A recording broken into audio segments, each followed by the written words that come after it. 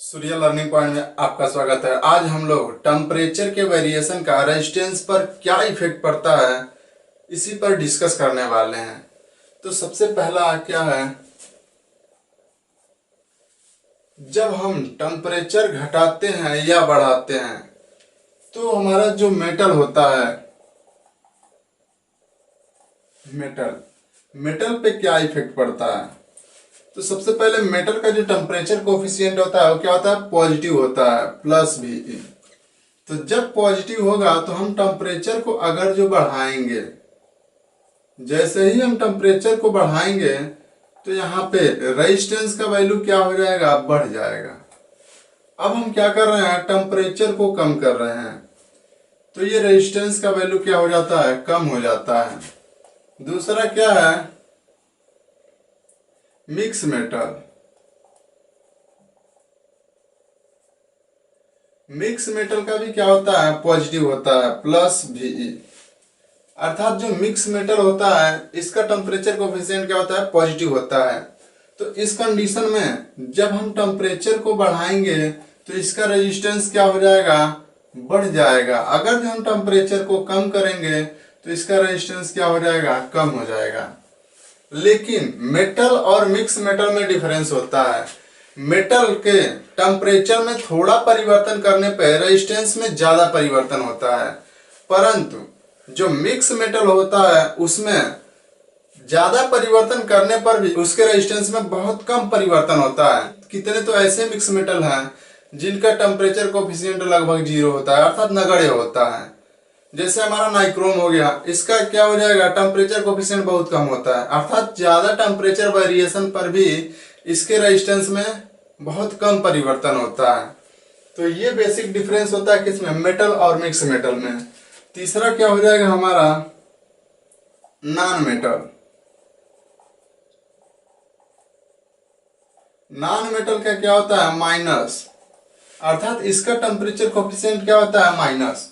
तो इस कंडीशन में क्या होगा, अगर जो हम टेम्परेचर को बढ़ा रहे हैं तो जो हमारा नॉन मेटल मटेरियल है उसका रेजिस्टेंस क्या हो जाएगा, कम हो जाएगा। अगर जो हम टेम्परेचर को बढ़ा रहे हैं तो इसका रेजिस्टेंस क्या हो जाता है, सॉरी टेम्परेचर को घटा रहे हैं तो इसका रेजिस्टेंस क्या हो जाता है, बढ़ जाता है। ये किसका हो जाता है, नॉन मेटल का। अब आ जाता है हमारा क्या, सेमीकंडक्टर।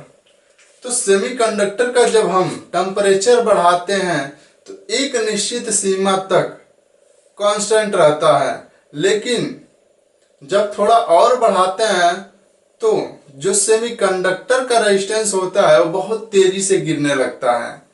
तो ये हो गए हमारे बेसिक कॉन्सेप्ट किसके, effect of temperature on resistance. किस पे, metal, mix metal, non metal और सेमीकंडक्टर।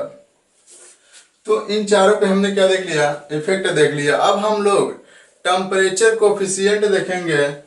तो चलिए हम हेडिंग डालते हैं क्या, टेम्परेचर कोफिशिएंट।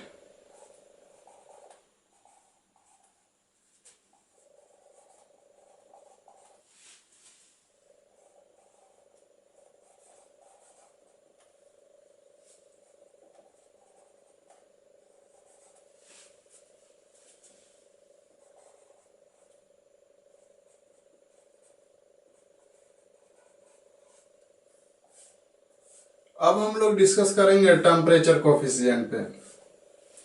तो अभी हमने क्या देखा है कि कंडक्टर, सेमीकंडक्टर सबका टेम्परेचर कोफिशिएंट अलग अलग होता है। इसमें भी अलग अलग मटेरियल, अगर जो मान लीजिए 4 कंडक्टर हैं या 5 कंडक्टर हैं या फिर 4 सेमीकंडक्टर हैं या बहुत सारे इंसुलेटिंग मटेरियल हैं, तो सबका जो होता है टेम्परेचर कोफिशिएंट अलग अलग होता है। और ये किस पे डिपेंड करता है, सबसे पहला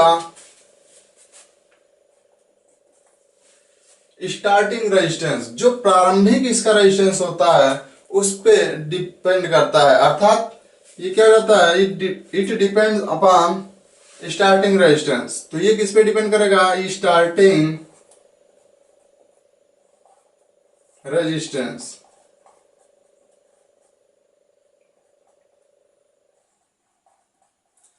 दूसरा क्या हो जाएगा, वेरिएशन इन टेम्परेचर, अर्थात जब हम टेम्परेचर में वेरिएशन करेंगे तो रेजिस्टेंस में क्या हो जाएगा, वेरिएशन होगा।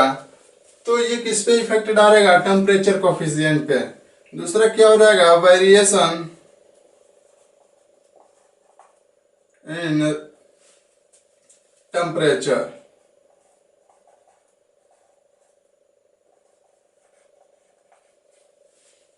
और तीसरा क्या हो जाएगा,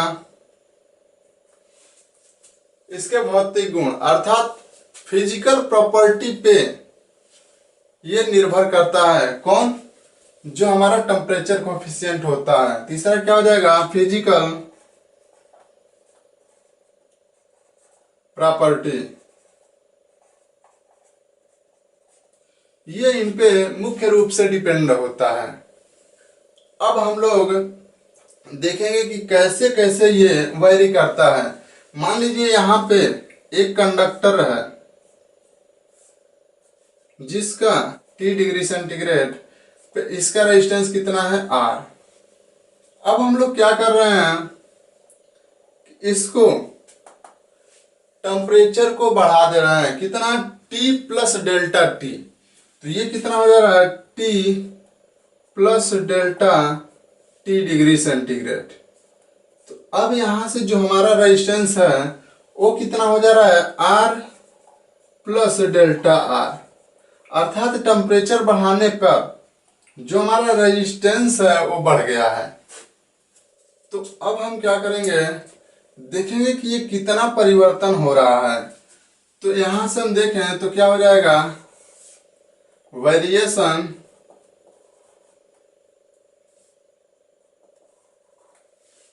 इन रेजिस्टेंस।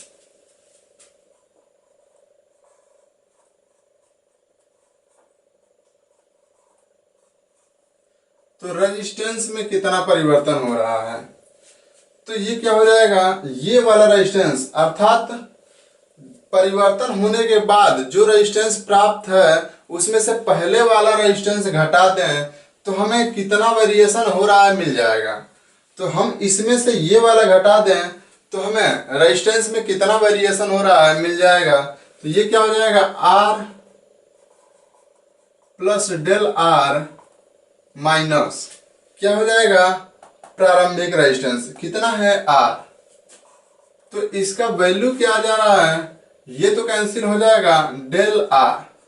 अर्थात जो हमारा रेजिस्टेंस है जब हम टेम्परेचर बढ़ाए हैं डेल्टा T डिग्री तो कितना वेरी हुआ है, डेल R। अब हम निकाल लेते हैं वेरिएशन इन टेम्परेचर।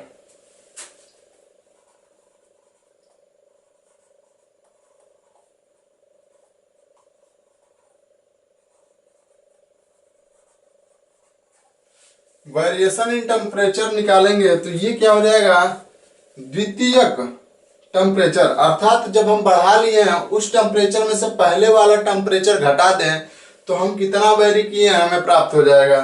तो ये क्या हो जाएगा, T plus delta T minus क्या हो जाएगा, प्रारंभिक कितना है, T। तो ये कितना हो जाएगा, ये कैंसिल हो जाएगा, ये डेल्टा T डिग्री सेंटीग्रेड। अर्थात हम क्या कर रहे हैं, डेल्टा T डिग्री टेम्परेचर में वेरिएशन कर रहे हैं।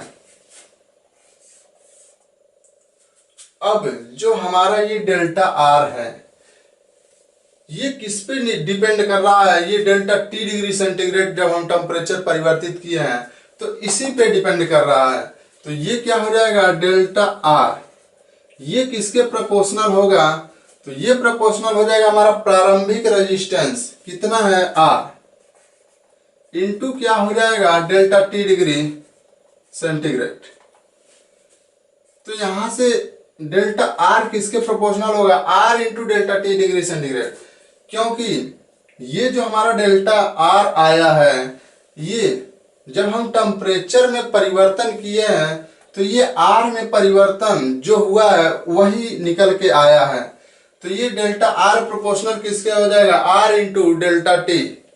तो अब हम डेल्टा R का वैल्यू निकालें, डेल्टा R तो ये किसके इक्वल हो जाएगा, alpha into R into delta T। अब हम अल्फा का वैल्यू निकालें, अल्फा तो ये क्या हो जाएगा, ये हो जाएगा delta R divided by R into delta t. ये हमारा फॉर्मूला होता है। अब हम क्या कर रहे हैं, डेल्टा आर और डेल्टा टी का वैल्यू रखें तो क्या हो जाएगा, अल्फा इक्वल्स डेल्टा आर का मतलब क्या है, ये वाला रेजिस्टेंस, सॉरी ये वाला रेजिस्टेंस। तो अल्फा इक्वल्स क्या हो जाएगा, ये हो जाएगा हमारा R plus delta R minus ये वाला रेजिस्टेंस कितना है आर, ये डिवाइडेड बाय किसके हो जाएगा, आर इंटू ये क्या है डेल्टा टी, टेम्परेचर में परिवर्तन क्या है, इसमें से इसको घटाए हैं तो ये क्या हो जाएगा T plus delta T minus T. अब जब हम इसको सिंप्लीफाई करेंगे तो हमारा यही आ जाएगा। इसको हम इसलिए लिखे हैं क्योंकि आगे इसकी हमें जस्ट आगे आवश्यकता पड़ने वाली है। तो चलिए दोस्तों, अब हम लोग किसी कंडक्टर का आरटीसी निकालते हैं, अर्थात विभिन्न टेम्परेचर पर टेम्परेचर कोफिशिएंट निकालते हैं। तो मान लीजिए यहाँ पे एक हमारा कंडक्टर है, इधर हम इसका क्या बढ़ा रहे हैं, टेम्परेचर, और इधर रेजिस्टेंस। तो यहां से इस कंडीशन में जो हमारा टेम्परेचर है वो कितना है 0, लेकिन रेजिस्टेंस क्या है R0।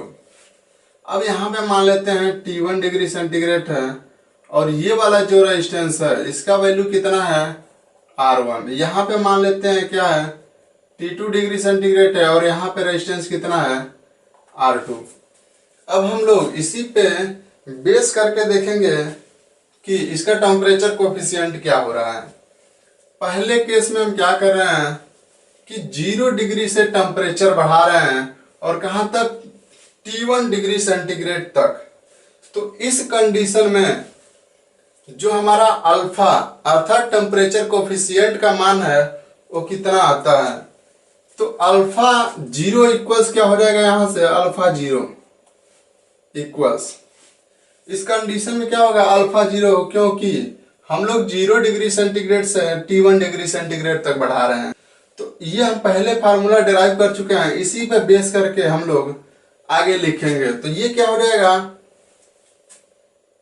फाइनल रेजिस्टेंस कितना है यहाँ पे R1, यहाँ पे फाइनल क्या था R प्लस डेल आर, तो ये हो जाएगा R1 माइनस प्रारंभिक रेजिस्टेंस ये है, तो इसमें प्रारंभिक रेजिस्टेंस क्या हो जाएगा R0, तो ये हो जाएगा R1 minus R0 divided by, यहाँ पे प्रारंभिक रेजिस्टेंस नीचे है तो यहाँ पे क्या हो जाएगा प्रारंभिक रेजिस्टेंस R0 और कोष्ट में क्या हो जाएगा final temperature minus starting temperature. तो ये कहाँ है, तो यहाँ पे फाइनल टेम्परेचर क्या है T1 माइनस क्या हो जाएगा 0।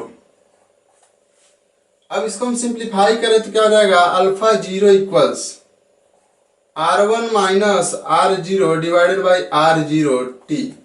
इसको इधर ट्रांसफर कर लें अर्थात मल्टीप्लाई कर लें तो ये क्या हो जाएगा R0 alpha 0 T equals R1 minus R0। इसको इधर कर लें और R0 कॉमन कर लें तो ये क्या हो जाएगा R0 1 प्लस अल्फा 0 T। यहाँ पे टेम्परेचर कितना लिए हैं T1, ये होगा T1, तो ये क्या हो जाएगा 1 प्लस अल्फा 0 T1 इक्वल्स क्या हो जाएगा R1। तो यहां से हम R1 का वैल्यू कैलकुलेट कर लिए, R1 इक्वल्स क्या आ गया, R1 equals R0 1 plus alpha 0 T1, ये हमारा R1 का वैल्यू आ गया। अब हम लोग दूसरे केस में क्या कर रहे हैं, इसका टेम्परेचर हम 0 से लेकर T2 डिग्री तक परिवर्तित कर रहे हैं। तो इस कंडीशन में अल्फा 0 का वैल्यू क्या हो जाएगा अल्फा 0, ये हो जाएगा R2 minus R0, R2 minus R0 divided by, ये नीचे क्या हो जाएगा R0 टेम्परेचर इसका क्या है T2 माइनस 0 करेंगे तो ये T2 हो जाएगा। अब हम इसको इधर क्रॉस मल्टीप्लाई कर लें तो ये क्या हो जाएगा R0 अल्फा 0 T2 इक्वल्स, ये किसके हो जाएगा R2 माइनस R0। R0 को इधर ट्रांसफर कर लें और R0 कॉमन कर लें तो ये क्या हो जाएगा R2 इक्वल्स, ये हो जाएगा R0 1 प्लस अल्फा 0 T2। तो यहां से हम क्या निकाल लिए, R2 का वैल्यू निकाल लिए। अब हम लोग T1 डिग्री सेंटीग्रेड से T2 डिग्री सेंटीग्रेड तक अगर जो टेम्परेचर में परिवर्तन करें तो उस कंडीशन में जो हमारा टेम्परेचर कोफिशिएंट होगा वो कितना होगा। तो चलिए हम लोग इसको देखते हैं।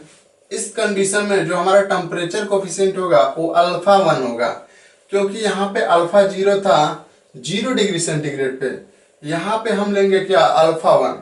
तो अल्फा 1 इक्वल्स क्या हो जाएगा, यहां से हम कहां तक बढ़ा रहे हैं T2 तक, तो ये हो जाएगा ये वाला रेजिस्टेंस, अर्थात फाइनल रेजिस्टेंस कितना है R2 माइनस प्रारंभिक रेजिस्टेंस इसमें कितना हो जाएगा R1 डिवाइडेड बाय क्या हो जाएगा प्रारंभिक रेजिस्टेंस R1 इंटू टेम्परेचर कितना परिवर्तित हो रहा है तो T2 माइनस T1, ये क्या हो जाएगा T2 माइनस T1। अब हम लोग इसको सिंप्लीफाई करें तो क्या हो जाएगा, ये हो जाएगा alpha 1 R1 T2 minus T1 equals क्या हो जाएगा R2 माइनस R1। अब R1 को हम लोग इधर ट्रांसफर कर लें तो ये क्या हो जाएगा R2 equals R1 plus alpha 1 R1 T2 minus T1। यहां से हम अल्फा 1 कॉमन कर ले तो क्या हो जाएगा R2 इक्वल्स R1 कॉमन कर ले तो क्या हो जाएगा R1 1 प्लस अल्फा 1, ये क्या हो जाएगा यहां से T2 माइनस T1, ये हो जाएगा क्या हमारा R2 का वैल्यू। तो इस प्रकार से हम क्या करते हैं टेम्परेचर कोफिशिएंट निकाल लेते हैं। अब कई बार R2 डिवाइडेड बाई R1 पूछ लेता है, तो इसके लिए दो वैल्यू है, या तो R2 डिवाइडेड बाई R1 यहां से कर लें, या फिर यहां से जो हम R2 R1 का निकाले हैं इसका भी प्रयोग कर सकते हैं। अब ये कंडीशन बताएगा कि कहां पर किसका प्रयोग करना है। जैसे R2 डिवाइडेड बाई R1 करें तो R2 का वैल्यू क्या है R0 1 plus alpha 0 T2 divided by, यहां पे क्या हो जाएगा R0 1 प्लस अल्फा 0 T1। तो इसका भी प्रयोग होता है और इसका भी प्रयोग होता है, लेकिन कब कहां पे किसका प्रयोग होता है ये आगे आने वाले न्यूमेरिकल में हम लोग डिस्कस करेंगे। तो ये रहा हमारा वीडियो। अगर जो वीडियो अच्छा लगे तो वीडियो को लाइक शेयर और चैनल को सब्सक्राइब करना ना भूलें।